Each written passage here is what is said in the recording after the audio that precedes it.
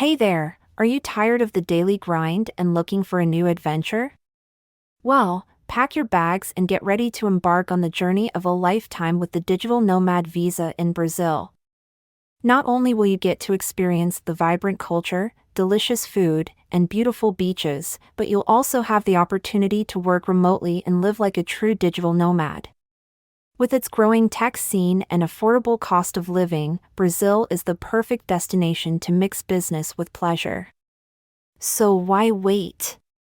Apply for your digital nomad visa today and let Brazil be your next destination. See you soon!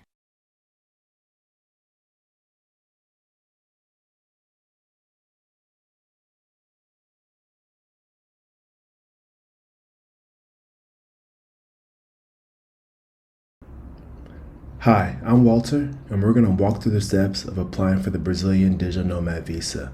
Feel free at any time in this video to pause, take notes, and of course, if you have any additional questions, I have my calendar link below. Now let's get started. Okay, we're now at our requirements page. Now let's take a look at some of our requirements. As you scroll down the page, please make sure that you've downloaded all these items and made PDFs. So one of the first things you'll need is your passport, a recent photograph, so typically a 2x2-inch photograph. So again, make sure you have this downloaded. The online visa application, and we'll go through this here shortly. Certificate of good behavior, that's pretty much a background check, so that can be at the state or federal level. Your birth certificate, so just a copy of that. Travel insurance, proof of being a digital nomad, so that's typically your work contract. A declaration, so you'll have to type out a statement stating, hey, I'm able to support myself and work remotely. Your employment contract, so typically your offer, and then you'll have to show that you make either 1,500 USD per month or you have 18,000 liquid available. So essentially what I recommend is submitting a W-2 from the recent year. All right, so if we scroll up a little bit, we can now begin the application. And I'll insert all these links below. So we'll click here to fill in the form. I'll have it set to English up above, and then I'll say foreign citizen, and then you can also switch the language up above here in the right hand corner if you're unable to, if it doesn't do it for you automatically. So let's go ahead and click on foreign citizen. We'll click here on visa. All right, and then we'll scroll down, and then we'll put in our code, and then we'll select start new application. All right, so this is where you'll put in all your standard information for item number 1. All right, after filling out the general data for item number 1, scroll down towards the bottom of your screen and let's click on next. And then here, if you get a recovery code, make sure you save that. So take a picture, copy it, save it, do whatever you need to do, because that's what you'll need just in case you have to leave the platform and come back at a later time or later date. You want to make sure you have this recovery code. So let's click on continue. Okay, so now we're on page number 2.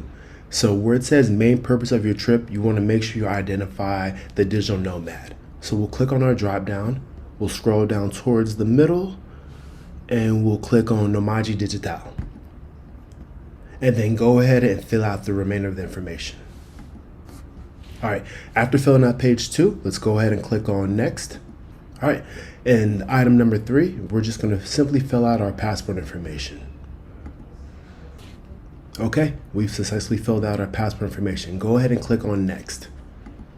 All right, now we're on page number 4. This is where you're going to fill out your professional data, such as your occupation or if you're retired, and then go ahead and fill out your employer information if applicable. All right, after filling out your professional data, go ahead and click on next.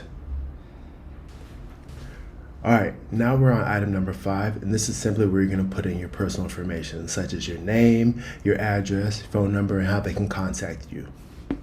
So let's go ahead and fill that out now. All right, after filling out your personal information, go ahead and click on next, and we're going to go to the most important section, which is item number 6. Okay, now we're at item number 6, and this is the most important section because this is where you're going to submit the information we spoke about earlier. This is where you're going to submit a copy of your birth certificate, proof of means, your attestation, insurance, signature, and so many other items. So please make sure you have that in PDF or JPEG form whenever submitting that. So the first item they're going to ask for is your passport photo, and this is where you're going to click on choose file to submit it there. Your signature, what I recommend here is selecting a picture of your signature of your passport, so the signature page.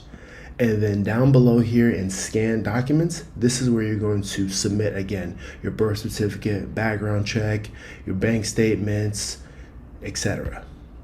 So from the drop down list, you'll notice that you have several items and categories to choose from.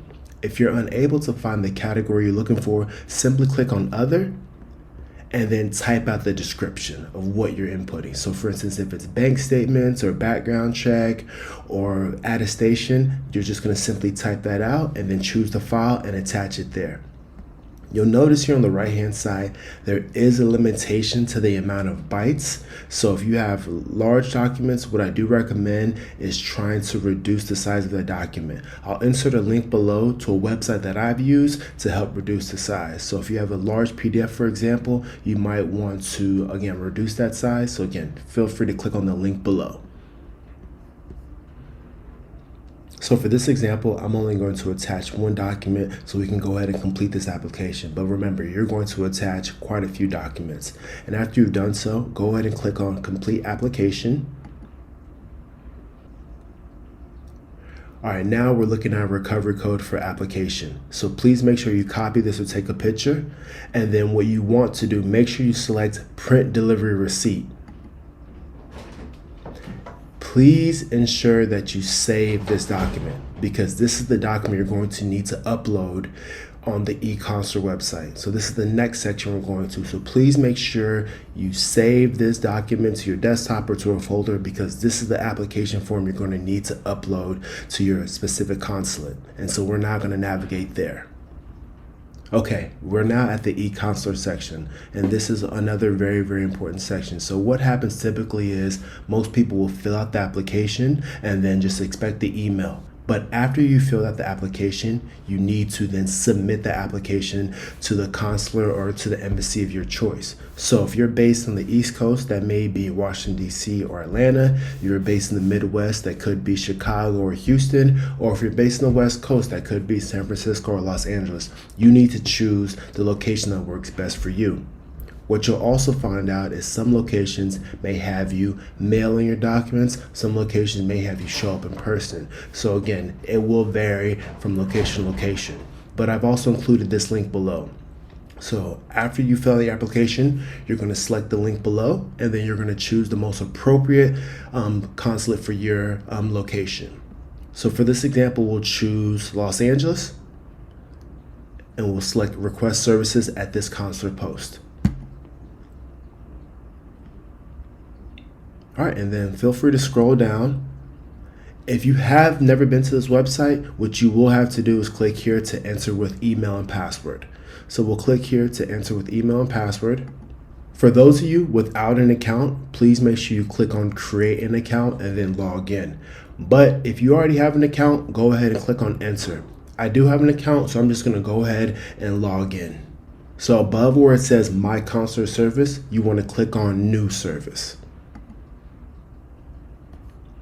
And then here at our new service, go ahead and choose the one that's most appropriate. So for the Digital Nomad Visa, select Visa, and then we'll click on Start Service. And then please choose your name. All right, we're now at our next step. This is where you're gonna upload the PDF with your receipt number, and it actually has a protocol number towards the top left-hand side. So that will be that 12-digit number. So as you scroll down on this page, you're gonna input your application number, and then you're going to upload that PDF. As you scroll down a little bit more, you're going to upload a picture of your passport, your phone number, and the type of tourism, and the type of visa. So in this case, you can put Digital Nomad Visa. After you've uploaded and inputted all your information, please make sure you click on Next Step. After selecting next step, you'll get an opportunity to make any corrections. Maybe you uploaded the wrong picture or the wrong PDF. And then after making those corrections, you're going to click on confirm and send. This is where you'll find your confirmation, and then your confirmation will be sent to your email. So if I was you, I would give it about a week or so to receive any feedback from the consulate, and then they'll give you instructions such as come in for an appointment or mail in your documents. If you have any additional questions, again, please feel free to reach out to me. I have my calendar link below, and then along with my Instagram. Thank you so much for watching.